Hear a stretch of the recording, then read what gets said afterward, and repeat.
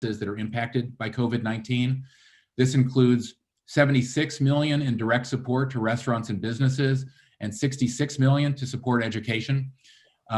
Just over $1 million of that total assisted businesses and nonprofits with telework needs to help them transition to this new environment. The county also established the Restaurant Relief Grant Program, where food service businesses can apply for up to $10,000 in pandemic relief grant funds to cover expenses like rent and payroll. We've also appropriated millions of dollars through emergency food assistance, rental relief, arts support, childcare support grants, telecommuting, and the very effective Por Nuestra Salud y Bienestar project that was quarterbacked by my colleague, the Council Vice President, and Council Member Navarro, which has appropriated $10 million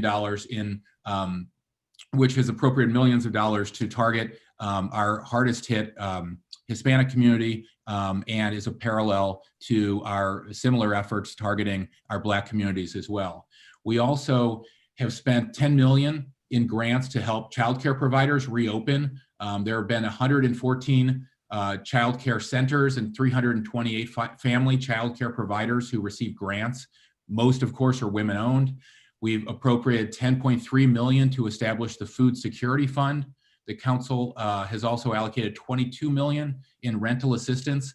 And in addition, we've allocated $5 million in financial assistance for low-income households, $47,000 for tenant legal assistance, and $170,000 for tenant outreach and education. We've also approved 8 public health orders following the data and the guidance from our public health experts to protect our residents. We've funded community service hubs and targeted COVID-19 response to serve our most impacted residents in our Latino and African American communities, and allocated more than $1 million in supplemental funding for mental health supports as well. None of us are satisfied with that. We're fully aware that much more remains to be done, and there's a lot of unmet need out there. We cannot do it alone, though. We need much more help from our state and federal leaders working in partnership with us to address this public health emergency and the recession that it's caused. We need the Senate to pass the HEROES Act immediately to begin to meet their obligations. The House, of course, passed it months ago. The state has to do more as well. We've asked Governor Hogan to distribute $500 million in state relief funds, and he approved half of that. There's much more that we certainly need. It makes no sense to allow more small businesses to close and to allow more residents to lose their jobs due to an unavoidable virus, especially when it looks like there is good news on the horizon regarding a vaccine. The county government has been working day and night, 7 days a week since March. We really need the state and Congress to be working overtime as well to keep businesses open and workers employed and people in their homes for the next 6 months until we have a vaccine and we come out of the other side of this. I've been an outspoken advocate at the in Annapolis on state issues, and through my role on the board of the Metro Washington Council of Governments, and I have open lines of communication with the leaders of our House and Senate delegations and our congressional leaders. I'll continue in this role to participate in delegation meetings every Friday and meetings with fiscal leaders weekly as well. And we'll continue to provide all of you with insights on our county priorities throughout the legislative session, which begins in Annapolis on January 13th. So let me stop there and introduce someone I'm very proud to serve in partnership with all this coming year, Council Vice President Gabe Albornoz. Well, thank you, President Hucker, and I'm looking forward to serving alongside of you as well. I think you are perfectly positioned to help shepherd us through this critical year. Your experience in the state legislature and your connections on so many different levels, I think, are going to be invaluable. And you've shown tremendous leadership as chairman of our Transportation and Environment Committee on so many different issues. And I was proud to work alongside with you to expand services to our mental health, in our mental health area, specifically in crisis intervention. And this is obviously going to be an extraordinarily sobering year. Over 200,000 county residents have filed for unemployment in 2020. The constituent calls that we are getting on a daily basis are heartbreaking. We are getting them from constituents that are in crisis and accessing our social safety net. We're getting them from childcare providers, from parents who are frustrated and have reached the end of their rope and trying to provide support for their children. And also, of course, from our businesses that are struggling and are many of which have already fallen through victim to the pandemic and not being able to survive, but many others that are on the brink. But I want to be candid. Despite these challenges, I actually feel a high degree of optimism for 2021, because what I've seen over the last 9 months is this has forced the county in many ways to reassess how we provide programs and services, how we tackle the very complex challenges before us. And there are concrete examples of actually an ability for us to be able to strengthen our community. One of those examples is the hub model, which was launched through our community partners. And it is a community-driven approach to address not just the food security issues that reside in communities, but also those complex social safety net issues. I think there's a recognition that government alone is not going to be able to provide the solutions to the numerous and growing challenges before us. We're going to need strong partnerships with community-based organizations and community leaders, many of which have stepped up through the pandemic, and some of these are new and emerging leaders. And so one of the primary roles of the council will be to support those efforts, to strengthen them so that we can strengthen our social safety net. And we also need to take advantage of things like telemedicine and telehealth, which I think are going to transform our ability to address the longstanding public health disparities that existed prior to the pandemic, but are now on steroids. And so I'm proud to serve alongside all of my colleagues who have been working around the clock to address, again, the numerous and complex and growing issues across the entire county. And having served previously for 12 years in the executive branch under the previous administration, I also look forward to building a bridge and working with our executive branch and our key departments that are on the front lines and have been working to address not just issues related specifically to the pandemic, but to our recovery as well. And lastly, I do just want to give a shout out to our media. All of you have been very much on the front lines as well, helping to shepherd through the clutter of information that exists in our community. People don't know who to trust these days. And so it's never been more important than now for us to be able to communicate information that is accurate and in a timely fashion to all of our residents. This will be particularly important as we disseminate the vaccine, and also important as we look at recovery moving forward as well. So I look forward to working with our council president and all of our colleagues in this capacity this year.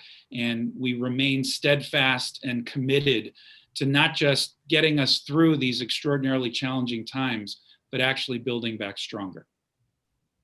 Thank you. Thank you. We're going to open it up for questions now. We do have a few questions that are coming in from the press. Our first will be from Rebecca Tan from the Washington Post. She has questions for both council members in regards to COVID, a couple of different questions regarding COVID. Rebecca, go ahead and ask your question.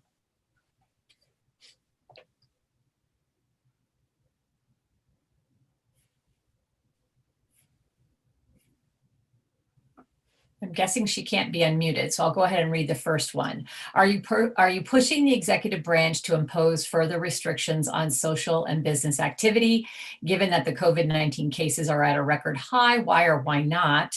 And I'll let you answer that one first.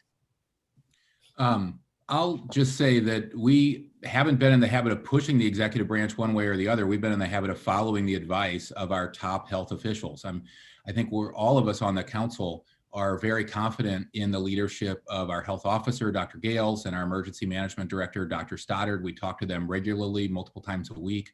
And we're in the business of being elected leadership. We're not in the business of being public health experts or medical doctors. So that's why we have consistently acted on their recommendations when we've passed those 8 health orders, and I think we're going to stay in that posture. And we're looking forward to their recommendations based on the surging numbers, which we will get a briefing on tomorrow.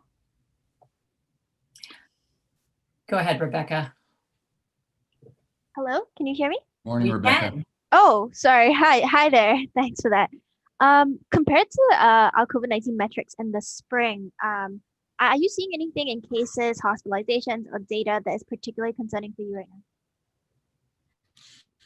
I'll defer to the HHS chair in a sec, but you know, in particular, the hospitalization, the usage rate of our hospitals is very concerning. We're up to, you know, we're upwards around 80% right now, and we really need everybody to continue to do the right thing: stay home if possible, mask and distance, and wash their hands, avoid crowds, do everything possible to make sure that we protect our hospital capacity.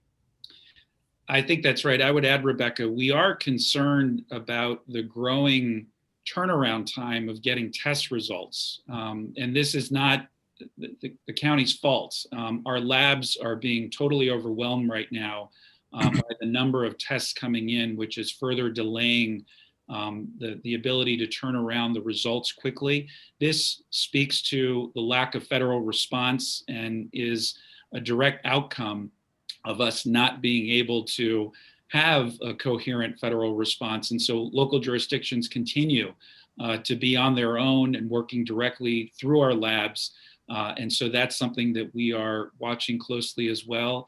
And it's not a metrics issue, but the issue of confidence in the accessibility of the vaccine is something that's very much on our minds as well. The HHS committee recently received an update from our African American Health Program and Latino Health Initiative, respectively, expressing concern that our residents, particularly those that have been so disproportionately hit by the virus, adhere to the recommendations of the CDC in accessing the vaccine. And so we're going to have to work hard at a local level to make sure that we engender trust so that people access the vaccine. Okay, great. Thank you very much. Next, we have some questions from Carla Flores. She would like a couple of them answered in Spanish. Carla, as soon as you're unmuted, you may begin asking your questions. Hi there. Sí, esta pregunta es para usted, señor Albornoz. Queríamos que nos dé como un resumen acerca del plan para el 2021. Que se enfoque en la comunidad hispana. Escuché ahorita algo de salud y bienestar, que es un programa que creo que están planeando. Entonces, si podría dar un resumen de lo que planea para ayudar a la comunidad hispana, que es una de las más atacadas durante esta pandemia.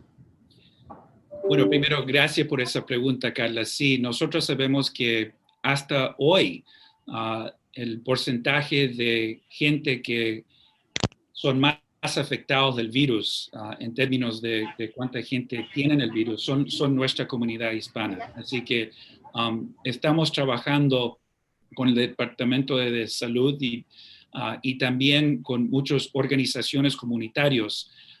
Y la iniciativa por nuestra salud y bienestar ha sido un éxito porque hemos subido el número de COVID exámenes que hemos hecho dentro de la comunidad.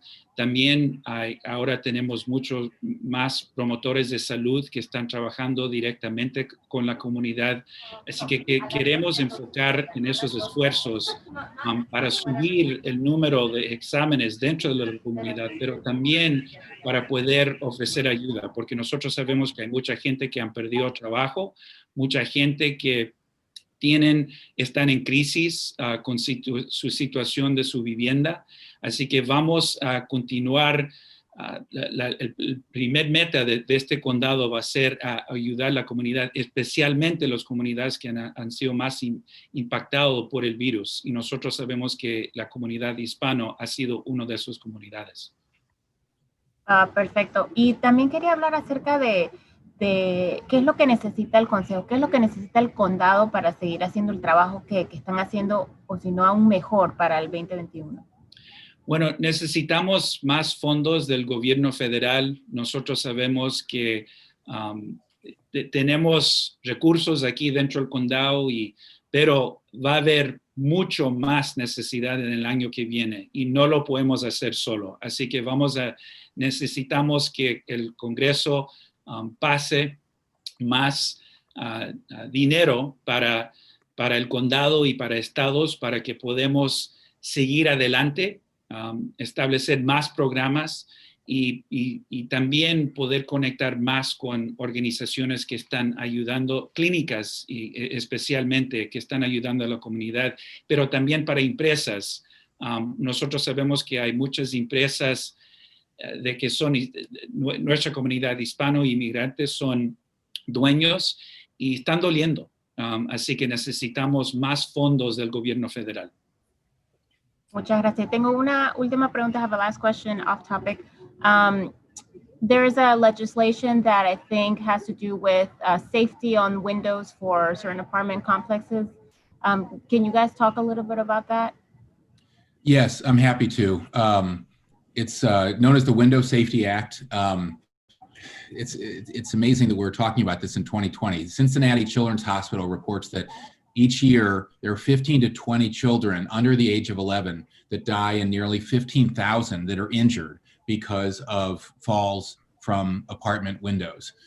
Multiple toddlers have been seriously injured from falling from windows in our own community. In October of this year, unfortunately, a 2-year-old boy died after he fell out of a third-floor apartment in Tacoma Park. In May 2020, a toddler was injured from falling out of an upper-story window in Gaithersburg. And in 2019, a 2-year-old boy fell from an 11th floor window in Tacoma Park and incredibly lived, but was very seriously hurt. These are all preventable tragedies. So tomorrow I'm introducing the Window Safety Act that will require owners and landlords of apartment buildings or owners and apartment buildings to install and maintain window guards if a child is living there under 10 years of age or younger. These are very inexpensive, simple devices that can save lives. The bill also requires notification to tenants about window guards and directs tenants not to remove them. New York City has a similar law that's been successful there, requiring window guards to protect their children, and we'll have a council public hearing on this in January. Thank you so much. Next question is for both council members from Kate Ryan at WTOP on hospitals and coordination. Kate? Hey, good morning. Good to see you both. In terms of Welcome hospitals, and thank you, and coordinating with the capacity issue. I note that the Washington Post did a story on in some rural areas where they didn't have room, they actually had someone taken to suburban hospital. What kind of discussions are you having and the executive with hospitals directly? I know the health officer has been very present, but you know, what's the situation there? Well, thanks for that question, Kate. As chair of the HHS committee, I'll just jump in really quickly. So we're fortunate in the county to have an organization called Nexus Montgomery. It's a nonprofit organization that formed a number of years ago that provides a really strong partnership and alliance between our 6 hospitals who view themselves as really complementary and support each other in a variety of ways, not as competition. And the infrastructure that was established prior to the pandemic was key to helping us roll out a number of initiatives. And this council very quickly, once the state of emergency was declared, passed a special appropriation for $10 million to expand the capacity of our hospitals and hospital infrastructure. And that money has been put to good use. And we stand ready to increase that as necessary so that our hospitals can continue to work collaboratively with each other on the dissemination of PPE, on ensuring that our nurses and frontline medical providers and doctors are as leveraged as they can be in terms of staffing support. And I'll also note that we have a unique opportunity in our partnership with both NIH and Walter Reed, which at the beginning of the pandemic as well, also there were some inroads made and support system established so that in the event of another surge that overwhelms our hospital system, as we've seen in other jurisdictions across the country, it puts us in a better position than most other jurisdictions to be able to absorb those challenges. And I'll also note as well that our private medical practices have been tremendous partners, as well as our primary care coalition and health clinics, who are all working together as a system to address the unique and complex needs of our patients. And so because of all of that, I think we're better positioned than most to help address this most recent surge. Okay. The next question comes from Randy Bass from WDVM for both President Hucker and Vice President Albornoz in regards to priorities and programs for next year. Hi, Randy. Go ahead and ask your question. Hi there. Thank you so much for having me on the call this morning. For question for both President Hucker and Vice President Albornoz. In your opinion, what programs and priorities have you seen be put on the back burner in the last few months as a result of the pandemic? And following up to that, what programs do you hope to see the council revisit and support heading into 2021? And I'll add another piece onto that. What programs and priorities do you see coming out of the pandemic as being new and novel as we head into potentially post-pandemic life, hopefully in the next months and years? That's a big question. I'll take a stab at that. I think the COVID pandemic and their attendant recession have really, understandably, as they should, dominate the council's agenda, but they haven't been so much of a distraction for our career staff working in our agencies, working in the Department of the Environmental Protection or our housing department, et cetera, because they have a work plan that is sort of independent of COVID or the recession for many of them. So, and I know this has come to the surprise of some of our residents who I've had constituents ask, why are you doing anything about the environment or transportation or something where we should be focused on the recession and the pandemic? Well, we are, but that doesn't mean we don't have many, thousands of career staff working for the county government that are moving ahead with their work plans, which is should be a comfort to people. So I can tell you, for example, the council has carved out time to do what are our top priorities. For example, we just passed what's now known as the Growth and Infrastructure Plan, which was known as the Subdivision Staging Plan. We were under a statutory deadline to pass that. So that took an enormous amount of work, mostly by our Planning, Housing, and Economic Development Committee. We in total had 18 or 19 work sessions on that. It took an enormous amount of time, but it sets the stage for us to not just respond to the recession by encouraging economic development, but also by encouraging us to, by facilitating our attainment of our ambitious housing goals. So we're very glad to have that behind us now, and we're eager to see how that policy works. And we're going to be monitoring how well it works and continuing to make adjustments. But that's an important thing that's been behind us. At the same time, our Department of Environmental Protection has been working on ambitious bills to help us meet our climate goals. They are sending those over very soon to help us lower the amount of energy used by our buildings and monitor the amount of energy used by our buildings. And the council will be taking those up early in the new year. But those are big landmark bills that will be taken up. And obviously, it's a credit to our career staff that have been doing great work on that while the council's been focused on the recession and the pandemic. I would just add a couple of things really quick. Tom did a great job summarizing a lot of the efforts of the council. I don't think have delayed a lot of legislation this year. We have focused a lot on racial equity and racial justice. We have focused a lot on environmental issues, as Council President Hucker mentioned. And so we have been moving forward really at a significant pace, a number of key pieces of legislation that address the unique moment in time that we're in as a community.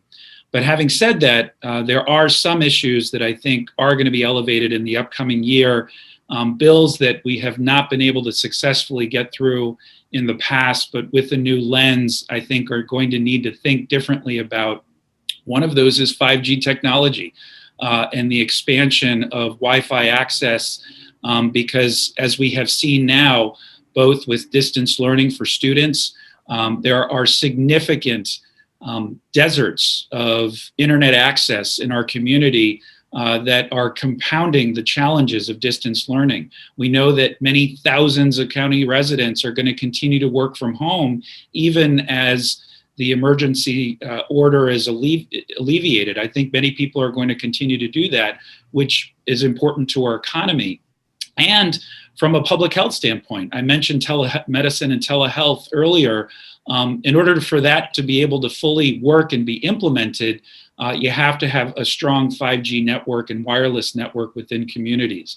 I know there are a number of challenges that poses, but that's one example of legislation that I think we're going to have to look at closely.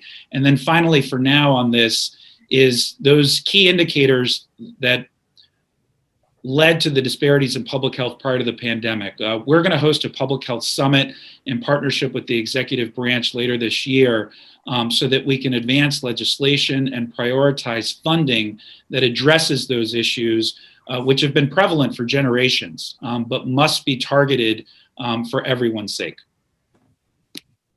Okay, thank you very much. Our next question is from Marcela from Univision, and she has a question that she would like answered in Spanish. Hello, buenos días. Gabe, muchas felicidades antes que nada por su nuevo cargo como vicepresidente.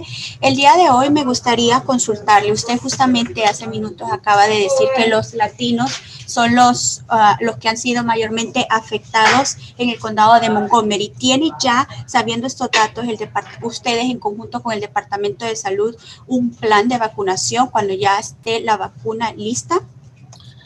Gracias por esa pregunta, Marcela. Hemos estado trabajando con el Departamento de Salud porque dentro del primer paso de vacunas para la comunidad, nosotros hemos dicho, y el Departamento de Salud también piensa que la prioridad tiene que ser esas comunidades que son más a riesgo, más impactadas por el virus. Esos son personas de tercera edad. Eso también son nuestras comunidades de color, nuestra comunidad hispana, nuestra comunidad afroamericana. Así que es importante que las vacunas, especialmente en esos códigos donde nosotros sabemos que hay la mayoría de los casos, las vacunas van a tener que estar disponibles en esos códigos porque eso va a ayudar no solo esas comunidades, pero la comunidad entera. Así que es bien importante y nosotros vamos a seguir moviendo adelante legislación y también el esfuerzo de asegurar que las comunidades que han sido más impactadas por el virus reciben la vacuna primero. Muchísimas gracias y una segunda pregunta, si puedo. Este tema me lleva al plan de salud y bienestar. Sabemos que estos fondos se terminan a principios del próximo año. ¿Tienen ustedes ya un plan para nuevamente reanudar este plan cuyo énfasis han sido las comunidades latinas? Sí, estamos trabajando con el Ejecutivo para asegurar que los fondos están ahí para el año que viene. No tener que esperar a los fondos del gobierno federal. Esto es algo que tenemos que seguir adelante.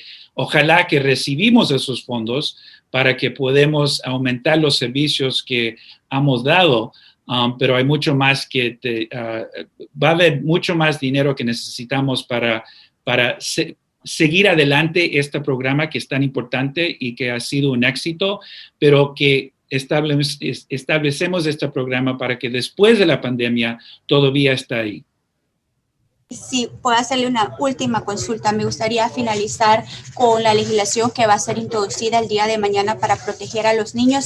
Sabemos que esta ha sido una problemática que ha afectado a muchas familias latinas durante los últimos meses, incluso los años, donde niños por un descuido o por ya sea X u otra razón, se caen de los edificios. Y por favor me puede explicar un poco sobre lo que ustedes buscan implementar y así como les mencioné con esa legislación que se presentará mañana. Bueno, primero quiero dar la gracia al Council Presidente Tom Hucker, que es el líder de este esfuerzo. Nosotros sabemos que hay que hacer todo posible para poder apoyar a nuestros jóvenes. Yo tengo 4 hijos, 2 pequeñitos especialmente, y nosotros sabemos que este esfuerzo va a ser bien importante. El presidente indicó antes qué específicamente está adentro de esta legislación que yo estoy apoyando. Así que, Tom, if you can describe one more time the bill related to that you're introducing tomorrow regarding the safety of windows, that would be great. Sure, happy to. So nationally, 15 to 20 children die and 15,000 are injured from window falls. New York City has legislation that requires landlords to install window guards in the windows of apartments where there are families with children under 10 years old. I'm introducing legislation that will make the same requirement of our apartment owners in Montgomery County. We are not immune to this problem. There was a 2-year-old boy sadly, who died in Tacoma Park just 2 months ago after falling out of a 3rd-story window. We've had several other falls in the last few years in Montgomery County. Okay. Thank you so much. Sure. Thank you, Marcella. Our next question is from Dan Rankin from Montgomery College Television, and he has a question about resources for the college. Dan? Hello, thank you. As the pandemic continues into the spring 2021 semester, the academic semester, what will the county council be looking to do to continue and further assist Montgomery College and its students, possibly in terms of accessibility and affordability? I think that's a great question. We're going to certainly follow the guidance of our great leadership of the college and the education committee that works closely with them. But I'll just say the council has been, since I've been on the council, very supportive. I believe we've always met the college's funding requests. We plan to do that, I'm sure, in the future. I think the college will have a special responsibility, as they do every year, but particularly so now as so many of our residents are coping with the effects of this recession, to make sure that not just traditional young adults, but our adult learners as well have access to college courses that can help them train for new jobs in the future and move up in their career ladders. Some people, unfortunately, have time on their hands they weren't anticipating because we have a high level of unemployment. Some people want to take this time to transition to a new career, and Montgomery College, has always been very effective at providing those course offerings that our adult learners need as well. We also have stepped up, as was mentioned earlier, at providing grants for people to enhance their internet access. And Gabe's talked about the importance of the 5G bill in the future. It'll be important that we can make sure that all of our learners have access to online learning, and I believe those grants will continue in the future. Early in the pandemic, I convened a town hall so I could hear from President Pollard and other leaders at Montgomery College, but mostly it was attended by dozens and dozens of students. And I think the full council will have more of those sort of events in the future, so we can be hearing from students and adult learners, our consumers, so we can put together a good educational product moving forward. I'll just add really quickly on a lighter note, my parents met as students at Montgomery College, so it holds a near and dear place in my family's heart. And I appreciate the question, Dan, and very much associate myself with the comments of my colleague, Council President Hucker. I'll just add that the college is going to be a key link to helping to provide the training and the workforce development in those emerging jobs that are coming out of the pandemic. the college has already proven to be such a valuable investment, and many of our businesses in the biomedical space, in the hospitality space, and a number of key areas, I think coming out of the other side of the pandemic, will be in a growth mode.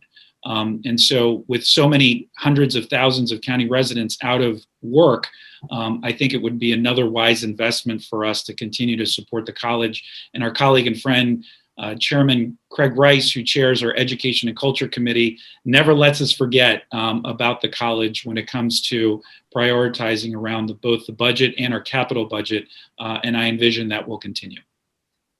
Okay, Kate Ryan is back with a couple of more questions. One in regards to Little Falls Parkway and the shooting of the young toddler over the weekend.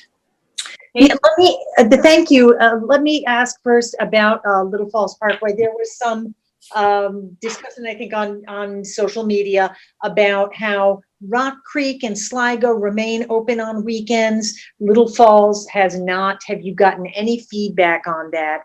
And a much more somber story, the little 2-year-old who was shot, that's under investigation. But I am wondering if you are hearing from the community on that. DC had a shooting of a 1-year-old that ended in the loss of life there.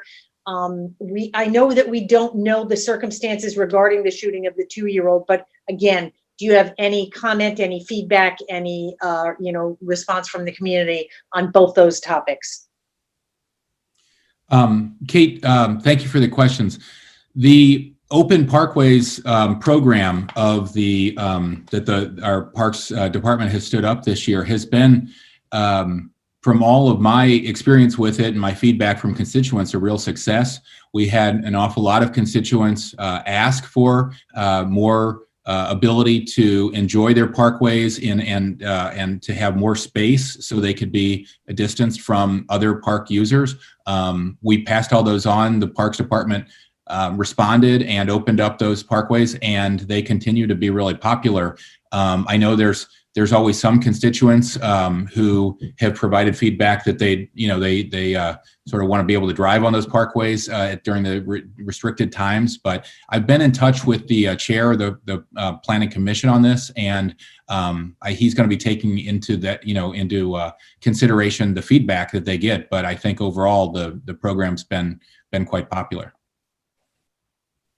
And on the investigation, I don't have a lot of new information to tell you. I know that it's obviously a horrible tragedy. It is under investigation currently, and I know the police department is working with witnesses that some have been cooperative and some haven't. But the good news is that the toddler appears to be recovering.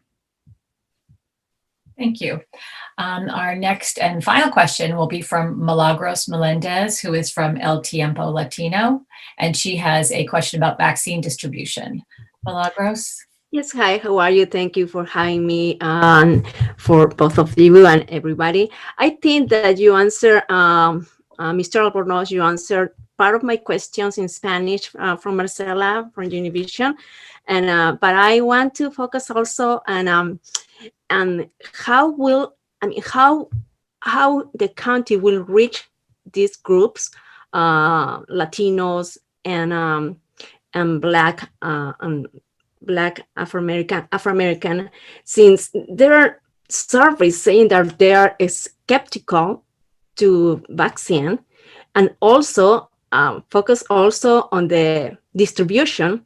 We know that the transportation of Pfizer vaccine needs to be refrigerated below 90 degrees Fahrenheit. The county has that refrigerators, the infrastructures, and how will be the logistics? You can answer in English or in Spanish. Well, I'll tackle the first part of it, and thank you very much for that question, Milagros. So in terms of the coordination of communication to the public, it's going to have to happen on multiple fronts. It starts on a grassroots level with connecting to our key community partners of trust. That includes our churches and faith-based organizations. That includes our community-based organizations. That also includes a number of leaders who may not formally be connected to an organization, but who are trusted within their communities and have a sphere of influence. And I'll give you a specific example of why I'm hopeful that we'll be able to break through. We recently learned that the efforts to conduct our census this year were an absolute success. We actually saw an increase in the percentage of residents that responded to the census, and that was entirely done because of a grassroots campaign through all of those people I mentioned and many more that really represent a cross-section of our community that understands the unique geography and who the community stakeholders are, where the places are of trust. We also have to work closely with our private sector too, and in particular our supermarkets, where many of our families congregate, and these are all trusted individuals in our community. So that's number one, is grassroots. Second, we need a very complex and culturally appropriate media campaign. That needs to include social media. Frankly, that needs to include a partnership and alliance with all of you, both in print and in television, to ensure that we're getting the message out to all of our residents there as well. And then finally, we have to really model this behavior. The leaders within our community need to make clear, and I was so proud to see our 3 former presidents step forward and volunteer to be among the first to receive the vaccine when it becomes available, to show that it can be trusted. And this is something that we must focus on. And I suspect my colleagues and I are going to be doing the same thing. So I think a collection of all those efforts will really make a difference. With regards to the refrigeration, I know Dr. Travis Gales has been working closely and is part of a network of public health officials across the state and region that are tackling that very issue right now. The literal nuts and bolts of how you distribute the vaccine is going to be critical. And that's why we have to learn from what didn't go well with the dissemination of the tests at the federal level and essentially do the opposite in many ways on the dissemination of the vaccine. And that's why a coherent and well-organized and strategic federal response is going to be so important. And there's clear evidence by whom Vice President-elect Biden has appointed to his transition team. He's announcing today the leadership that will make up his health infrastructure and advisors. I think these are all people who have been through this on many different levels before, and there's a high degree of trust going in that's going to be leveraged and very important for us to be successful. That's all absolutely right on. And I would just add that the good news about this is a national challenge. As you point out, this isn't unique to Montgomery County. But the good news is Montgomery County, not only do we have a special responsibility as one of the most diverse counties in the nation and the home of 4 of the top 10 most diverse communities, but this isn't new to us. Long before, years before COVID, we've been aware that our Black and brown communities, due to a legacy of how of racist practices in healthcare, have suffered from skepticism and distrust of a lot of the medical community and the healthcare system. So we've had stood up a whole network of trusted partners in the nonprofit community to help us provide healthcare for a long time, whether we're talking about our African American Health Program, our Latino Health Initiative, our Asian American Health Initiative. This isn't new to Montgomery County. We've had these partners and many nonprofits that they work with for years. And so we're doubling down on that network to make sure that we get the right messages out there.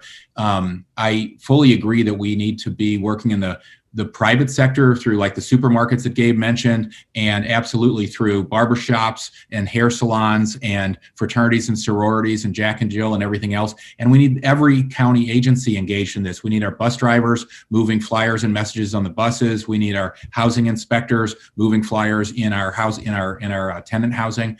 Every component of the county government really needs to be engaged in this, and we're going to do our best to make sure that it is. Mm-hmm. Well, thank you so much for the answers. I see that it will cost a lot of money to do that, the budget, how is it going to be that? So we'll see. Thank you, Milagros. We do have one more question. My apology. Amazo Michael from Afrique Today has a question about food distribution. Amazo. Hello, Mr. Gerber and Mr. Tom Hucker. Here I'm representing Afrique Today, the African community in the East County, and we know the pandemic is here. Is there anything both can do to implement more or maybe get more supply of the foods on the East County, especially White Oak, breaching, because we know the need is very important in this area of the county, and we really want to be support you and make sure if you guys can do something to increase the food, distribution issue on the East County. Thank you. Yeah, no, that's a great question. As I think we've had numerous food distribution events every single week for months during the pandemic, usually coordinated by Jeru Bande, our regional service director in the East County. Facilities, institutions like Kingdom Fellowship have stepped up and provided so many important services, particularly food distribution.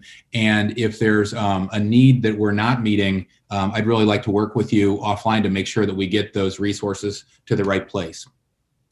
I'll just add very quickly that I really want to give a huge shout out to Jeru, as Council President Hucker said, who's been really doing remarkable work. I also want to express my appreciation to Councilmember Will Jawando, who has worked a lot in the eastern part of the county to stand up a number of these food security hubs, and has been working especially with our African community to ensure that there is a connection to those services. We're working collectively as a council to engage our philanthropic community as well, because some of the estimates a couple months ago were that we were going to need an additional $40 million to address the food security issues as they were emerging across the entire county. And even with federal resources, I'm not confident that the county would be able to do that by itself. And so we're engaging our private sector, our foundations, our businesses, our supermarkets, who have all really done remarkable work in stepping forward. And we are fortunate to have a food security network here in Montgomery County that also separates us from other jurisdictions, and organizations like Manna Food have an infrastructure that has been tested, to say the least, but that I think also provides us with additional opportunities moving forward. And to finish, I really want to also thank you for the youth sport initiative, both our support. It was something we know going to be helpful on the East County because of the mental health going through right now on a lot of youth hand, and we really want to thank you for that kind of initiative both are just taking to make sure to support the youth and also the outdoor activity. Do we know we're going to start something in this January? Since the pandemic is going on, how are we going to be structured everything to make sure we're on the line to make sure the kids come and get those services provided? Yes, good question. So that actually came up in a staff meeting just this morning because the funds that we use to seed the Youth Sports Initiative were through CARES funding, which of course expires at the end of the year. So we are looking at being able to access some general funds so that we can initiate these programs within this year. But this area remains a huge priority for us because, some understandably had questions about why we would advance a youth sports initiative within the midst of a pandemic. And the reason is because we need to expand on out-of-school time programs that really help contribute to the social and emotional well-being of students. Accessing youth sports, notwithstanding the current surge that we're in right now, because all bets are off in the short term. But we know that it's overwhelming what students are feeling at the moment. And so any sort of positive outlet in which they can not only exercise, but spend time with a caring and trusted adult, spend time with their friends, is more important than it ever has been before. And so we're committed to enhancing that initiative in the upcoming year. And I also have to give a lot of credit to Montgomery County Department of Recreation, which I used to be the director of, that's doing really great work in connecting a lot of key stakeholders in the community. But thank you for that question. Thank you very much. Okay, I'm going to throw it back to the council president to just discuss a couple of other brief things that are happening tomorrow during the council session. Thank you, Susan. One is I wanted to mention, we've all been very focused on trying to do everything possible to help our hard-hit small businesses keep their lights on. We have invested in one thing, we've not only grants for our restaurants, but grants aimed at helping them expand their seating and particularly their outdoor seating to allow for more spacing. And on Tuesday, the council is scheduled to vote on a $1.2 million special appropriation to help local businesses winterize their operations to serve their customers during the cold winter months. The funding will be administered by the regional service centers, and it's funded through a federal grant. I also wanted to mention legislation I'm introducing now 3.5 years after the fatal explosion at the Flower Branch Apartments. It's known as the Mercury Service Regulator Bill. The explosion and fire that many of you will recall at the Flower Branch Apartments in 2016 killed 7 people and injured and hospitalized over 65. The National Transportation Safety Board has regulatory authority over pipelines, and they launched an investigation at that time that has it took years for them to conduct their investigation and issue their report. The report found that the fatal explosion at the Flower Branch Apartments was caused when a failing mercury service regulator that was not connected to a vent line allowed natural gas to build up in the interior of a boiler room and ignite, which caused the explosion. The really troubling thing is that the NTSB also found that hundreds of these outdated, dangerous mercury regulators actually exist inside buildings in the region right now. And Washington Gas is willing to replace them, but doesn't know where they actually are because they were installed so many decades ago in many cases. The legislation I'm introducing tomorrow requires landlords to schedule the replacement of their indoor mercury service regulators, which regulate the flow of gas into the building and can allow natural gas to build up if the regulator fails. So the legislation requires the landlord to survey their regulators and disclose them and schedule them for replacement, and then requires Washington Gas to replace them. The bill will be introduced tomorrow. The public hearing will be held in January. Okay, great. Thank All you. right, everybody. Thank you so much for joining us today for this very first press briefing by the Council President and Vice President. Again, we'll keep you posted on future meetings, and have a good day. Thank you all for coming. Do you want to promote your business? Do you want to talk about your nonprofit organization? Do you want to talk about your culture? Introducing the online web TV, Afrique Today, Fogham, where you can watch us live at the same time on 4 platforms: Facebook, YouTube, Twitter, and using the Afrique Today app. Download our app today for Android or Apple. Promote your business today. For more information, go to www.afriquetoday.com. Afrique Today, the best of digital TV.